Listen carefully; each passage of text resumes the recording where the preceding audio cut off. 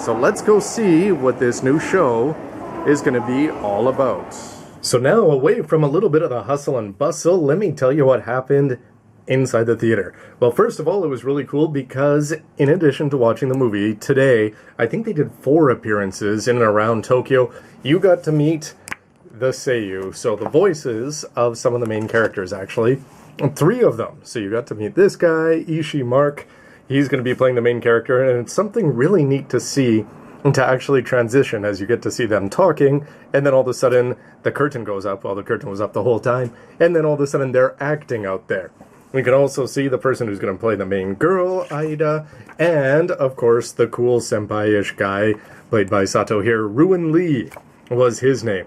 So the 3 of them, along with one of the producers, was up on stage, just in front, and they had all sorts, probably about 25 minutes of questions, all told. A lot of them were about the director, Tomino, and the whole process of working with him, and there was a lot of humor to be had about how he's prickly on the outside, but can be quite nice on the inside. And I thought one of the more neat comments was from the producer, where he was talking about how Unicorn was basically delving as deep as they can possibly go into the universe of Gundam, whereas with this one, of course, he's trying to branch out, get youth in, which is going to drive some people crazy, but at the same time, the whole goal of this series is to expand Gundam for a lot of new viewers, and once you get to the actual show, I think they did that. So spoilers from here on in, well, as much as I can remember after watching 3 episodes. First of all, let's just talk about the experience. Seeing it on the big screen, fantastic. Yeah, I've seen the 00 movie and some others up there, but at the same time, seeing something that's designed for the small screen on the big screen, great sound, it was almost overpowering at times, with really good music. Well, the visuals looked very, very good. I remember at the very beginning, some of the promotional art, I didn't like the way, I thought there were some lines missing, and I wasn't impressed with the way Bellry looked. Once he was animated, though, I think his first frame looked poor, and then after that, it was off to the races. Looks as good as any modern anime, and better than most. So the first episode, well, what did we see? Well, we didn't see an opening, so there was nothing to that. We did get to see 2 commercial eye catches in the first and third episode. The first one, I'm going to tell you right now, is terrible, and it's him dancing, and then the next one is better because it's her dancing. And at the very end of the 3 episodes, we did get to hear the end theme song, which sounded very nice. So the opening is something that I'm going to be looking forward to at the beginning of October. So what's it all about? Well, he's off in high school / the military training to go up the elevator and take care of people in space. And high school hijinks go on as they are wont to, as a whole bunch of cheerleaders come along for the ride, and then they go and cheer them on. But all of a sudden, yes, early on in the episode, there's some gorgeous visuals as we get to see the G-Self, with a mysterious girl piloting it, and she's going to be taken away, losing her memory, but she's on the elevator anyway. And the opening of the movie, despite the lack of music, is going to end with the elevator going up through Tomino's name. It was very nice visuals. So the whole first episode, well, basically, Bellry is the first one, after they introduce some of the military and workers on the satellite. He's the first one to get shoved out and to go work in a gym or a ball. Well, it's basically this bad-looking green thing up in space, and the G-Self is going to be piloted, and it comes to attack, or does it?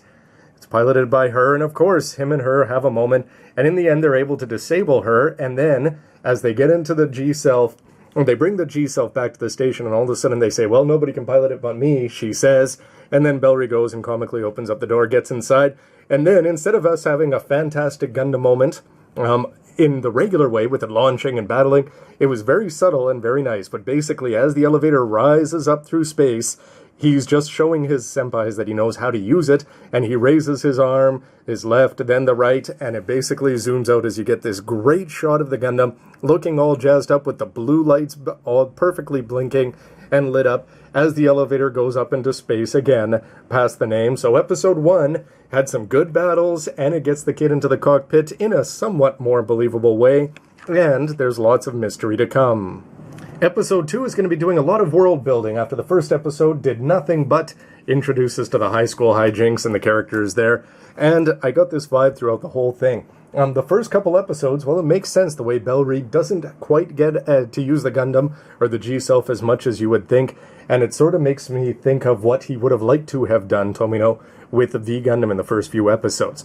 Anyway, the world itself, though, I couldn't help but go back to Turn A all the time. It's got this future anachronisms to it, where it's in the future, but it's in the past, and everything is feudal, and everything is cool. And it's got a pretty neat mix with people going around on Segway-like things that walk all the time. Now, of course, it wouldn't be Gundam without royals. Ida is a princess, you can guess. And there's a whole connection here between the royals, the military, the armed, the army, and the guards. And they seem to let the kids just run around and do whatever they want. But of course, maybe there's something special about them. So overall, I thought the world was interesting. And again, with that feudal sort of Turn A thing, you can expect lots of balls and things like that to come. And you wonder if they're going to be cross-dressing, as very famously Lauren did in Turn A. Over the course of the second episode, well, there, Bellry's girlfriend would be, well, the cheerleader if she had her way. She was in the episode a lot more. First of all, this girl, she's amnesiac. Her name's Monday now because they found her on a Monday. And she keeps screaming every time she sees the Gundam and just says G, G, G, which is slightly more refreshing than Setsuna and his Orewa all the time. So you get to see in the second episode, Ida is going to be, she's up in a building, it's going to get destroyed, and then they come and save her. And then, of course, they've got to hop in the G-Self, and they end up getting rid of most of the attackers, or do they? So for the actual battles, it's time to take on the Zaku of the group, the Grim War, here in English, Grimoa. Japanese, actually battled pretty well. You can see that big circle, that's where the pilot's going to be there, and it plays into the story because Bellry, well, he's got a rifle, and what is he going to do? Well, him and Ida, they're inside, and they're going to blow up her good friend. Think of Norris Packard in 08 MS Team kind of thing. And all of a sudden, that's going to set up all sorts of stress for them in the near future. But at the same time, they are getting closer to closer, as it is in the cockpit of a Gundam. Speaking of which, my goodness, the third episode. Well, this is where they're going to start to introduce, of course, there's intercontinental politics in play. You've got the capital down here, Ameria, missing a K, and Gondwan, missing an A over there. Anyway, they're trying to figure out where all the technology came from. Space pirates, she would have you believe. But what happens is, in the third episode, the Montero is going to be headed out, and that's going to be piloted by this guy, Crim Nick. And think of him like a really arrogant Harry Ord. I couldn't help but thinking he's just a goof. And a long-answered question is, do they wear Depends? And what are they doing? And why am I talking about this? Yes, because he unzips and pees under his pilot's seat. And then he closes the lid and goes back to piloting as he gets ready to go and attack the elevator or the Capitol and attract everyone's attention. And so there's lots of jokes like that. As you can see, they're going for some comic moments. Animals are like laughing with their eyes popping out of their head like Timon and Pumbaa as he goes and whooshes in. But the actual battle itself kicked off to be rather well. Montero, it was really good in battle, and we're going to be getting a high grade out of that. The Cat Sith, they were just getting their butts kicked before, as the Rec 10, we got to see it in a bunch of different colors, so it's sort of very all-purpose, just like a gym should be.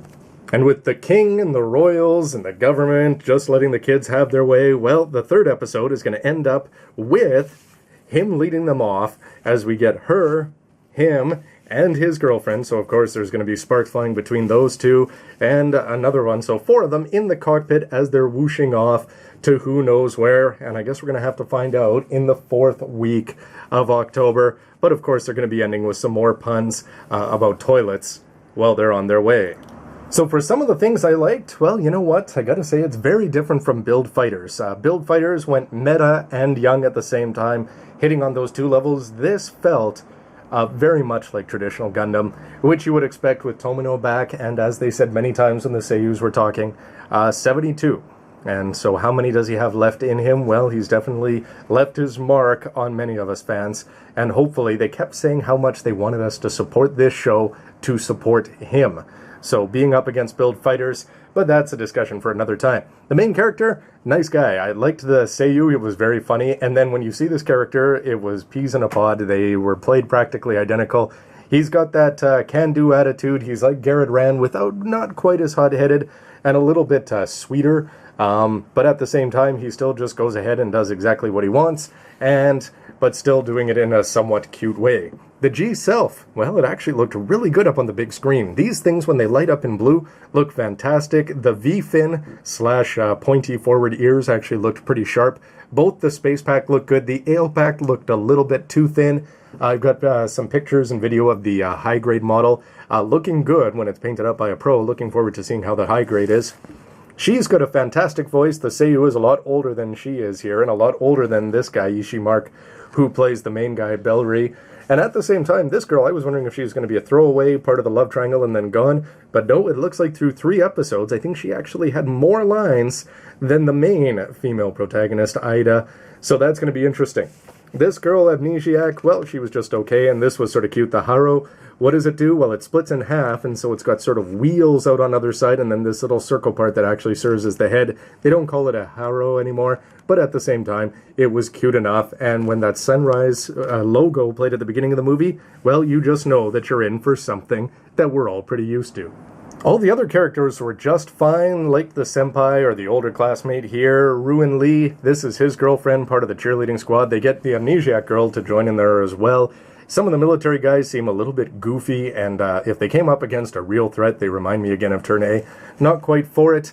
And then it's on to the things that everybody likes. MSs, these are the good guys. Well, the good guys for now, before we get to see him go head off. The old ones, the workers, lots of different colors, and the new ones.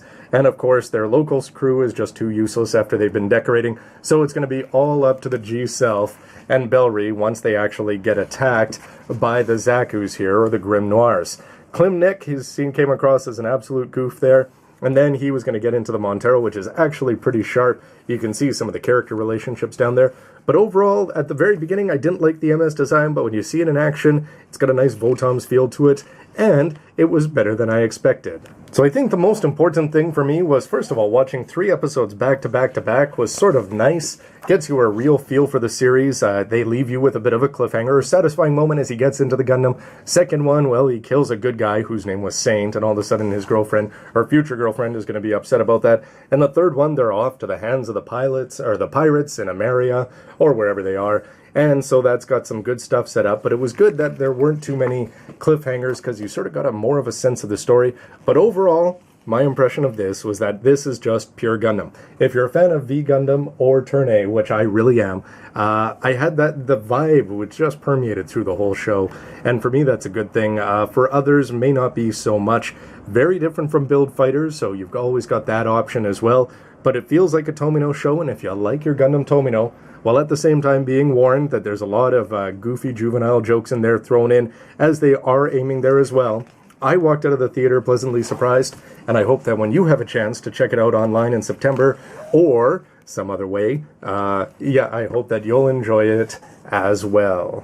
So those are just my thoughts after seeing it in the theater, and I hope that you'll all have a chance to check it out soon, and if you did, please let me know your feelings with a comment down below. Anyway, everybody, stick around. And thanks very much for watching. We'll see you again, everybody. Always fun to have a new series out there. See ya.